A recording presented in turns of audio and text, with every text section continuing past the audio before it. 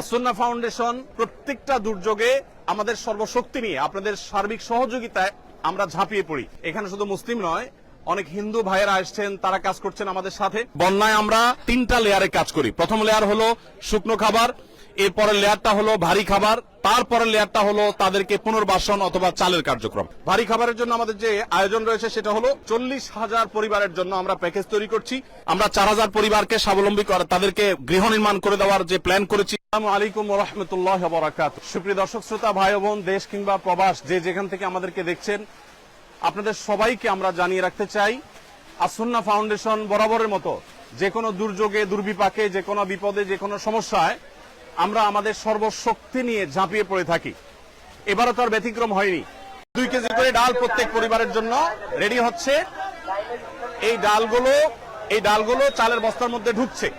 তেল এবং লবণ ওই সাইডে ঢুকতেছে। মাশাআল্লাহ। এখানে আমাদের তরুণদেরকে আমরা দেখতে পাচ্ছি যে তারা মাল নিয়ে যাচ্ছে আলহামদুলিল্লাহ প্যাকেট হয়ে।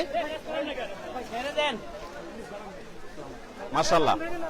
এখানে লবণ আছে, আমরা দেখতে পাচ্ছি লবণ স্তূপ 1 কেজি করে লবণের প্যাকেট ঢুকছে। আর এটা তেল চালে বস্তা ঢুকবে, ও আপনারা ঢুকিয়ে দিয়ে দিবেন একসাথে।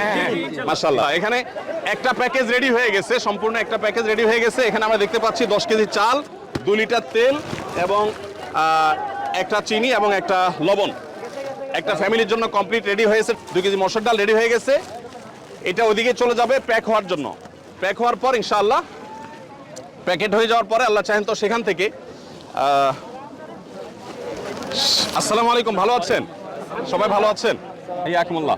জি, সবাই কাজে মনোযোগী, কাজে থাকি, সবাই কাজে থাকি। এখানে আমরা দেখতে পাচ্ছি তেলের স্তূপ।